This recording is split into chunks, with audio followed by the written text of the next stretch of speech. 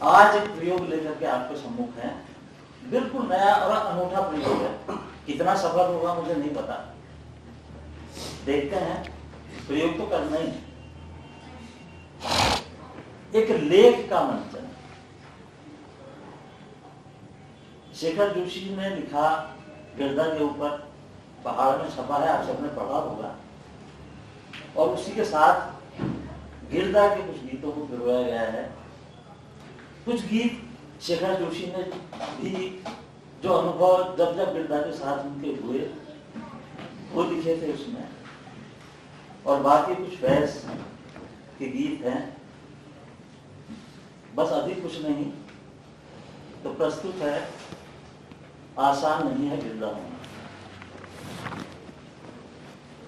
आसान नहीं होता है गिरदा होना। अल्मोड़ा में 3 प्रसिद्ध हुड़किया यानी कि हुड़का वादक हुए जो सवर्ण परिवारों से थे। इनमें अग्रणी देवी हुड़किया हुए। मैंने उन्हें नहीं देखा। देवीदत्त पंत उर्फ देवी हुड़किया कविवर सुमित्रानंदन पंत के अग्रज थे। सुमित्रानंदन संकोची और अंतर्मुखी थे। इसके विपरीत देवीदत्त उतने ही उन्मुक्त और मस्त मौला थे। नंदा देवी के मेले में हुड़का बजाकर मेला घूमनी करते। देवीदत्त संग्रामी तो थे ही, अल्मोड़ा से हमारे सांसद भी रहे। दूसरे हुड़किया मोहन उप्रेती रहे। मोहनदा इलाहाबाद विश्वविद्यालय से एमए करने के बाद कॉमरेड पीसी जोशी की प्रेरणा से आगे की शिक्षा के लिए लोक गायक मोहन सिंह रीठागाड़ी के पास गए और उनको अपना गुरु मानकर लोक संगीत का अध्ययन किया। और फिर चूड़ीदार पायजामा, काली वॉस्कट, दुपल्ली टोपी पहन, गले में रुमाल बांधकर सारी दुनिया में हुड़का बजाते रहे। नेहरू जी उन्हें प्यार से बेड़ूपाको बॉय कहते थे। बेड़ूपाको 12 मासा नरण काफल पाको चैता सुना सुनाकर उन्होंने देश दुनिया में कुमाऊं की कीर्ति फैला दी। और तीसरे हुड़किया जोली गांव के गिरीश तिवारी यानी कि गिरदा हुए। उनके हुड़के की शुरुआत अल्मोड़ा की लाला बाजार से न होकर निकटवर्ती हवलबाग से हुई। बाद में वे नैनीताल में रहे और कंधे में हुड़का लटका कर उत्तराखंड में जन जागरण के सूत्रधार बने। 1977 में जब तत्कालीन उत्तर प्रदेश की सरकार ने जनता के विरोध के कारण वनों की नीलामी एक बार रद्द कर दिए जाने के बावजूद यह तय किया कि वनों की नीलामी किसी भी कीमत पर करानी है, और इसके लिए नैनीताल क्लब में भारी पुलिस बंदोबस्त के बीच नीलामी की प्रक्रिया आरंभ की गई, तो दूसरी तरफ जनता में इस तरह हमारे वनों को नीलाम किए जाने के विरोध में काफी आक्रोश था। कुछ युवाओं ने एक जुलूस निकालकर इस नीलामी का विरोध किया। इस जुलूस की अगुवाई जो व्यक्ति कर रहा था उसके हाथ में हुड़का था और वह एक गीत गा रहा था, आज हिमाल तुमन के धतू छा।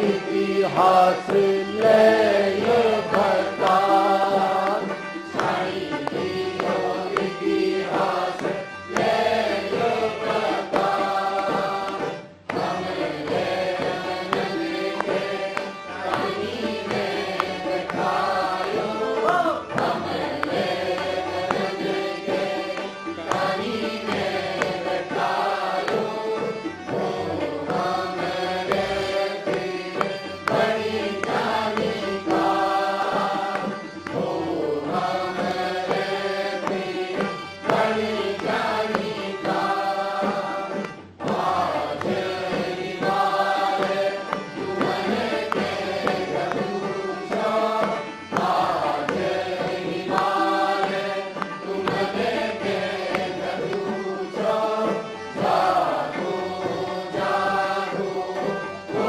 मेरा लाल, जागो जागो ओ मेरा लाल, जागो जागो ओ मेरा लाल।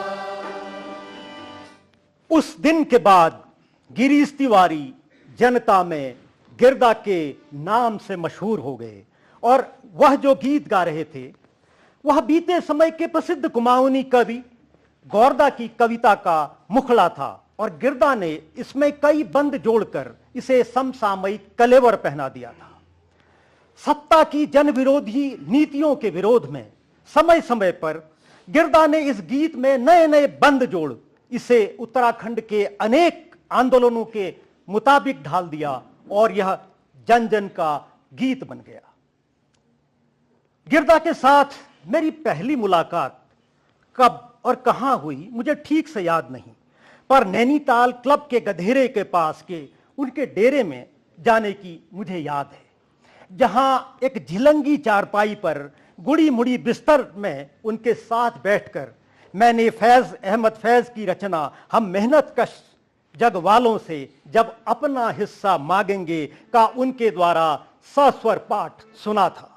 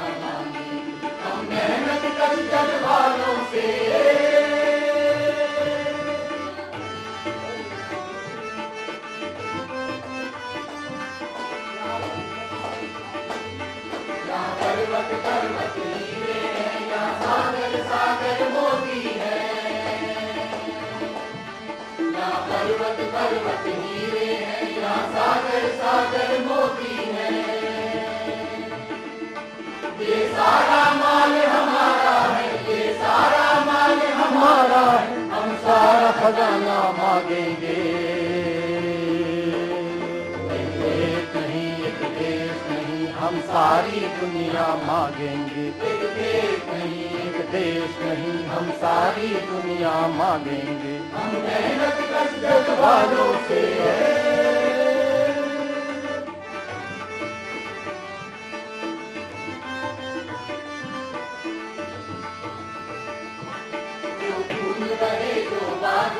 जो गीत दिलों में कत्ल हुए,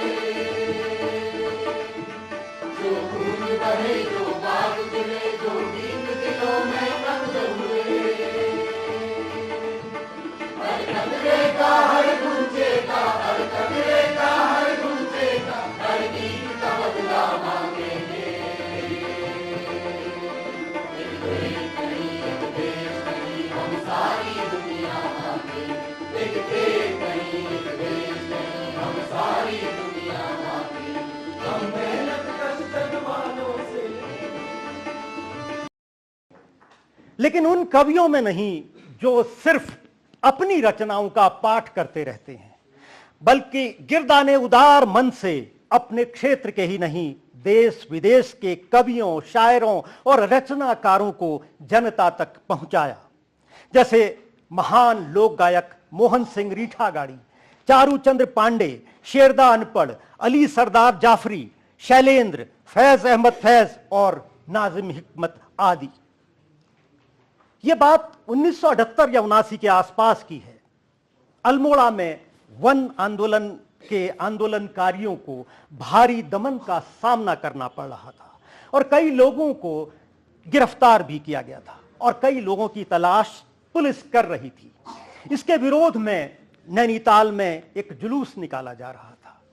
नैनीताल में यों तो पुलिस के द्वारा धरपकड़ नहीं की जा रही थी, मगर वातावरण में बहुत तनाव था। यह जुलूस जब अलका होटल के पास पहुंचा तो अपर माल रोड से गुजर रहे कुमाऊनी के जनप्रिय कवि शेरदा अनपढ़ दूर से चलकर जुलूस के करीब आए और गिरदा को एक पन्ने में लिखी अपनी एक कविता देते हुए बोले, तिवारी जी, आप तो लोग सड़कों पर आंदोलन कर रहे हैं, हमारा भी तो कुछ फर्ज बनता है। यह गीत मेरी तरफ से आंदोलन के नाम।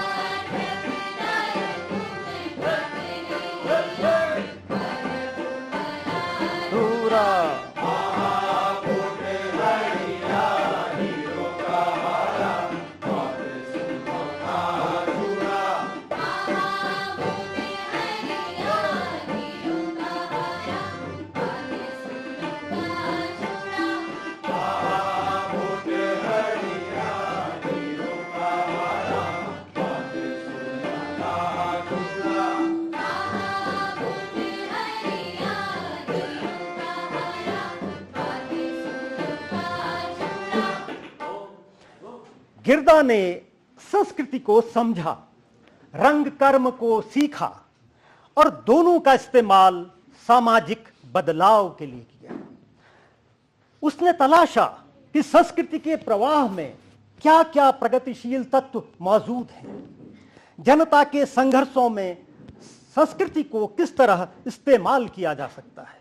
मसलन गिरदा ने खड़ी होली कभी सत्ता पर व्यंग करने और कभी ज्वलंत मुद्दों को उठाने के लिए इस्तेमाल की। 1977 के एक ऐतिहासिक घटनाक्रम में देश और प्रदेश से कांग्रेस पार्टी को जनता पार्टी ने सत्ता से बेदखल कर दिया और हमारे शहर के ही एक शख्स पहले एमएलए और फिर वन मंत्री बन गए और मंत्री बन वे जनता को भूल गए और सत्ता के दंभ से भर गए। इसी पर व्यंग करने के लिए गिरदा ने अपने गुरु चारूचंद्र पांडे के गीत कालो किसनिया चैन निन्ह गयो का एक प्रयोग किया। इसे एक राजनीतिक रंग देकर वह उसे एक होली का रूप दिया।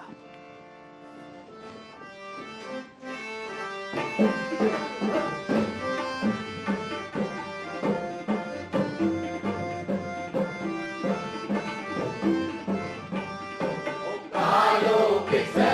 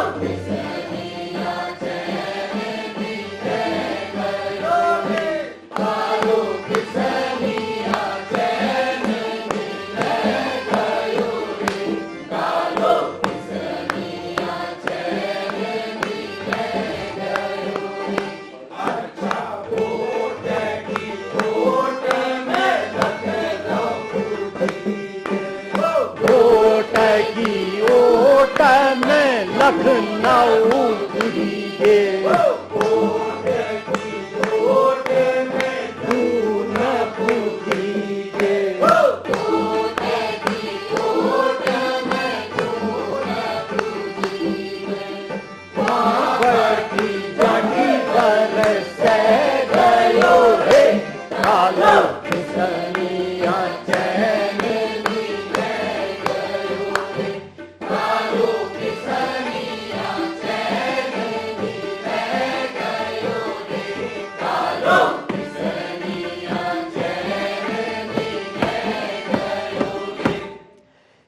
नैनीताल क्लब के पास गिरदा का यह डेरा जो था तो एक छोटा सा कमरा, लेकिन 1984 में उभरे नशा नहीं रोजगार दो आंदोलन का केंद्र बन गया और यह कई ऐतिहासिक चीजों का गवाह रहा।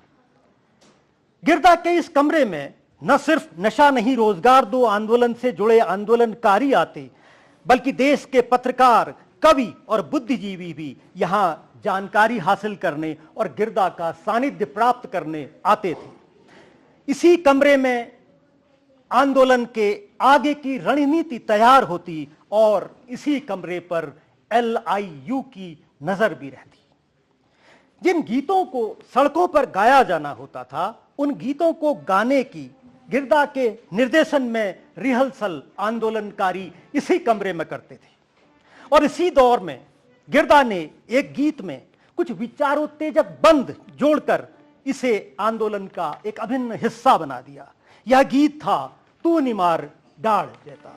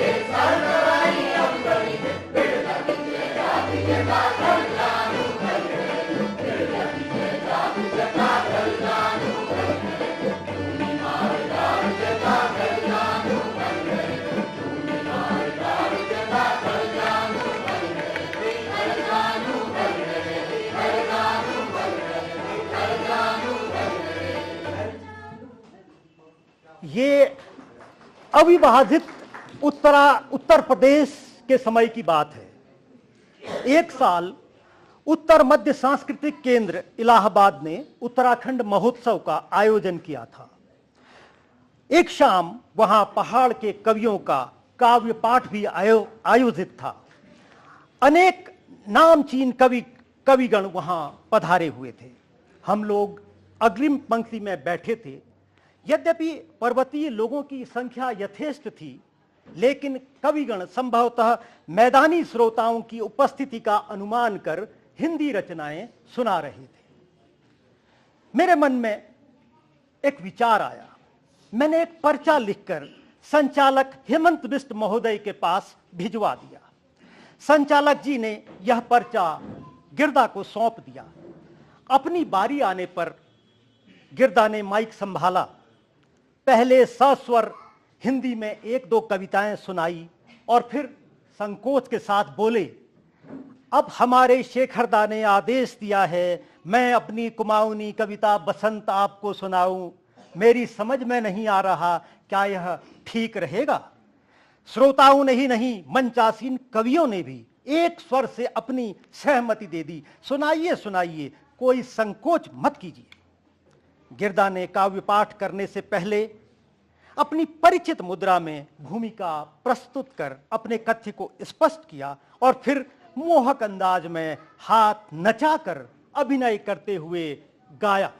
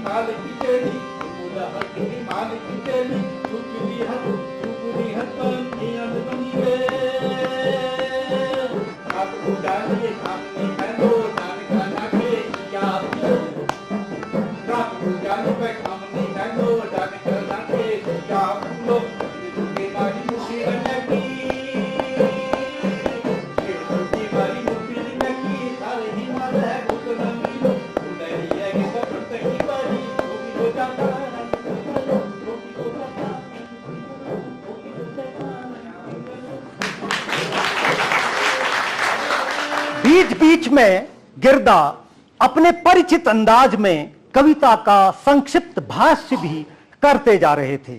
पूरे परिसर में अटूट शांति छाई हुई थी। काव्य पाठ समाप्त हुआ तो पूरा पंडाल तालियों की ध्वनि से गूंज उठा। गिरदा विनम्रता से हाथ जोड़कर अगले कवि के लिए जगह छोड़कर पीछे मसनद में लधर गए। इस कुमाऊनी कविताओं को सभी श्रोताओं ने कैसे आत्मसात किया, इसका अनुमान आप इस बात से लगा सकते हैं कि कार्यक्रम की समाप्ति के बाद सांस्कृतिक केंद्र के एक अधिकारी ने आकर मुझे धन्यवाद दिया कि मेरे कारण आज एक अनूठी कविता सुनने को मिली और उन्होंने हिमालय के सौंदर्य का साक्षात्कार किया और एक अनिर्वचनीय आध्यात्मिक सुख का अनुभव किया। प्रत्युत्तर में मैंने उन्हें उस सुंदर आयोजन के लिए बधाई दी जिसके कारण प्रयाग वासियों को कुमाऊनी संस्कृति की झलक देखने को मिली। मुझे गिरदा पर गर्व हुआ। गिरदा ने जिस भी आंदोलन में शिरकत की उसको एक सांस्कृतिक परिधान उड़ा दिया।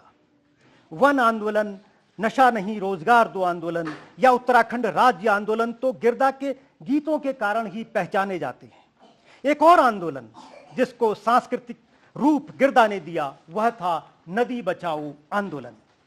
गिरदा की कविता मेरी कोश हरेगे इस आंदोलन के दौर में तो गाई ही जाती थी, लेकिन अन्य जगह भी जहां जहां यह कविता मंच से सुनाई जाती तो क्या पहाड़ी क्या मैदानी सभी श्रोताओं को अपनी अपनी नदियों की दुर्दशा का स्मरण हो जाता। श्रोताओं में से किसी को गंगा, किसी को यमुना तो किसी को गोमती की याद आने लगती होगी। जब वे नदियां वर्षों पूर्व प्रदूषण से रहित जल से भरी इठलाती मंथर गति से बहती उनके नगरों ग्रामांचलों से गुजरती होंगी। और गिरदा कहते थे आम्बुबू सुणू छी गदगदानी ऊंची। फिर गिरदा श्रोताओं से पूछते थे, आई बात समझ में? जो बेटी पहाड़ से रामनगर ब्याह दी गई है वह कह रही है कि पिनात से आती थी, रामनगर पहुंचती थी और अंजुलि में उसका जल लेकर मैं मां का मुंह देख लेती थी, उसकी छाया उसमें आ जाती थी। अब मैली हो गई है, मेरी कोसी खो गई है। मेरी कोसी कनिष्ठा अंगुली जैसी हो गई है, मेरी कोसी खो गई है। मेरी कोसी हाय पानी हो गई है, मेरी कोसी खो गई है। यह गीत सुनकर किसकी आंखें पानी पानी नहीं हुई होंगी? गिरदा के गीत का वितान केवल पहाड़ की कोसी के तटबंधों तक सीमित न रहकर पूरे देश पर छा गया था। गिरदा में हमें कबीर का अक्स नजर आता है। कबीर जिसने स्थापित मान्यताओं को आंख मूंद कर मानने से इनकार किया, जिसने सवाल उठाए उन रीतियों पर, रिवाजों पर जो समाज का अहित कर रहे थे, जो स्वतंत्रता और समानता के खिलाफ थे। गिरदा ने भी जनता के मुद्दों को सड़कों में लड़ा। उसने बगावत की हर दमनकारी नीति के खिलाफ। और इससे भी बढ़कर कबीर और गिरदा में एक और समानता थी, वह था फक्कड़पन, एक दीवानगी, एक फकीरी, जुनून बेहतर दुनिया बनाने का। कबीर ने उलट बासियां लिखी तो गिरदा ने भी लिखी, लेकिन साथ में यह भी बताया कि यह जो उल्टा पुल्टा हो रहा है, जो ये उलट बासियां हो रही हैं, यह सब सियासत का किया धरा है, पानी बिच मीन पिया से।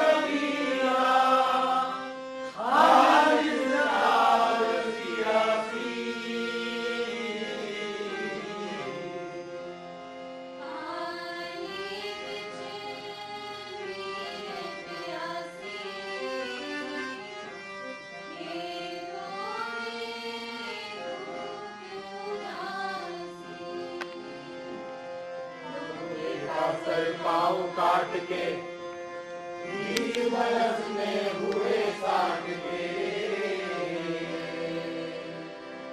लोहे का सर पाँव काट के 20 बरस में हुए 60 के। मेरे गाँव निवासी कबीरा, मेरे गाँव निवासी कबीरा,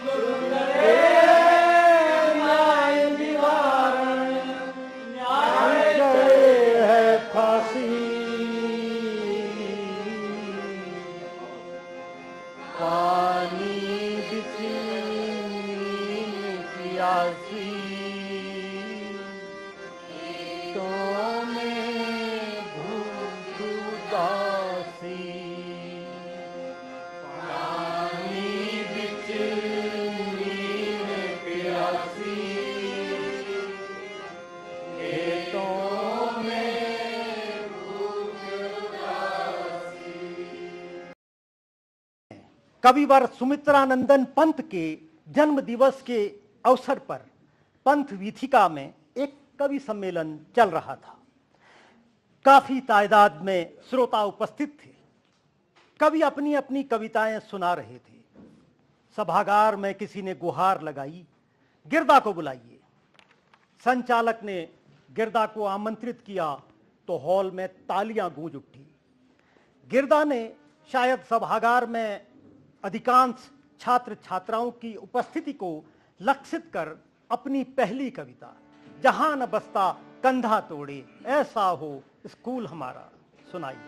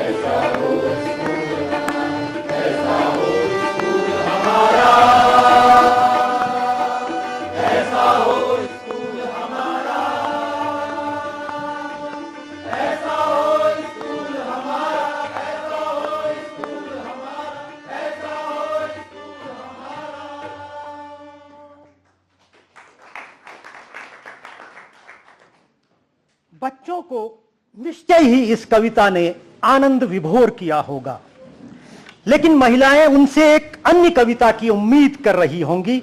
शायद इसी कारण एक ग्रामीण प्रौढ़ा ने उनसे आग्रह किया कि वह जैता वाली कविता सुनाए। गिरदा ने जैता एक दिन तो आलो कविता की पहली पंक्ति गाकर सुनाई, लेकिन उसके बाद हॉल में बैठी बच्चियों, युवतियों और प्रौढ़ाओं ने उनके सुर में सुर मिलाकर एक अद्भुत रसधार, एक अपूर्व स्वर संयोजन प्रस्तुत कर दिया। सबको यह गीत कंठस्थ था और वे तन्मय होकर अपनी सुध बुध खोकर गा रही थी। जदिन कठुली रात ब्याली जैता एक दिन तो आलो।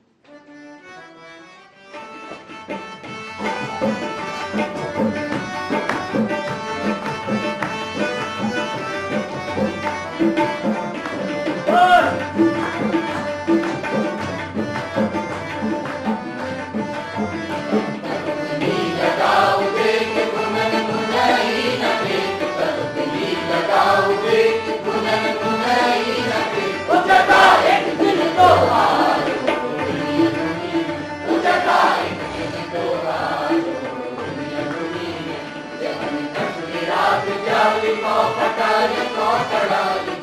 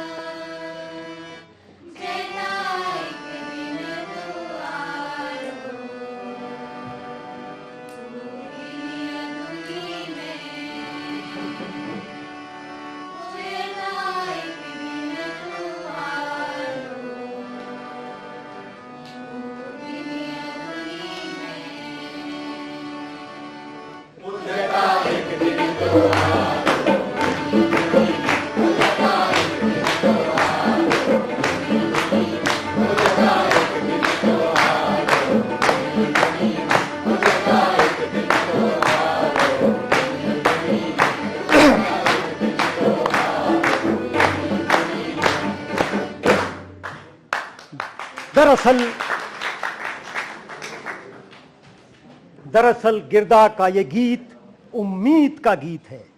ये गीत उन लोगों की उम्मीद है जो नाइंसाफी का सामना कर रहे हैं, जो जुल्म सितम से दो चार हैं, जिनके लिए जिंदगी सुबह शाम एक जद्दोजहद का नाम है।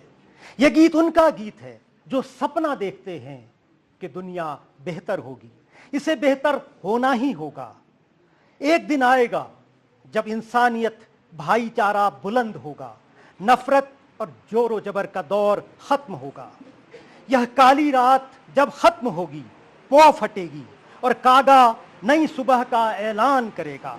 जैता दुनिया में वह दिन जरूर आएगा, जिस दिन चोर नहीं फलेंगे फूलेंगे, जिस दिन जोरो जबर नहीं चलेगा, जब कोई छोटा बड़ा नहीं होगा, जिस दिन तेरा मेरा नहीं होगा।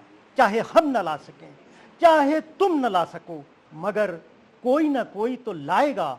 जैता वह दिन जरूर आएगा।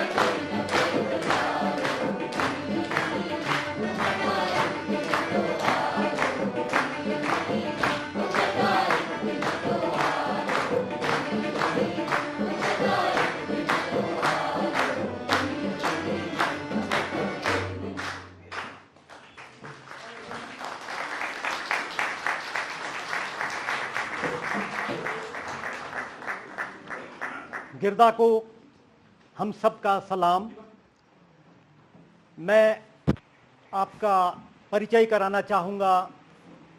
जो लोग इस लेख प्रस्तुति को इस मंच तक लाने में जिन्होंने शिरकत की, श्री ज़हूर आलम,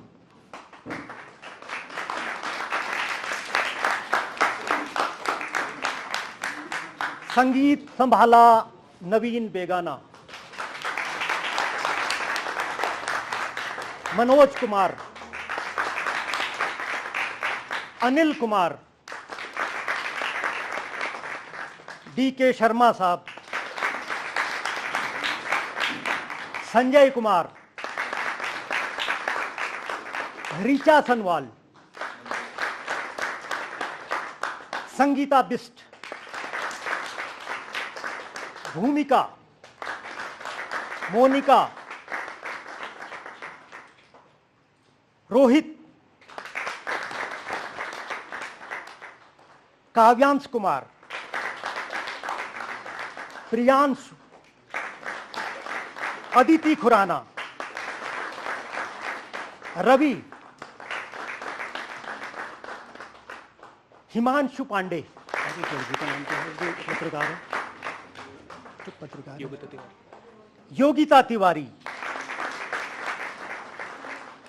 ये लोग तो वो हैं जो आपके सामने आए, और मंच से परे जिन लोगों का सहयोग इसमें मिला, उनमें श्री जितेंद्र बिस्ट, श्री हेमंत बिस्ट, भास्कर बिस्ट, राजेंद्र लालसा राजादा, दीपक सहदेव, रफत आलम, अमन महाजन, पूजा के साथ हमें कई अन्य लोगों का सहयोग मिला, जिनका नाम हम यहाँ लेंगे तो फहरिस्त बहुत लंबी हो जाएगी।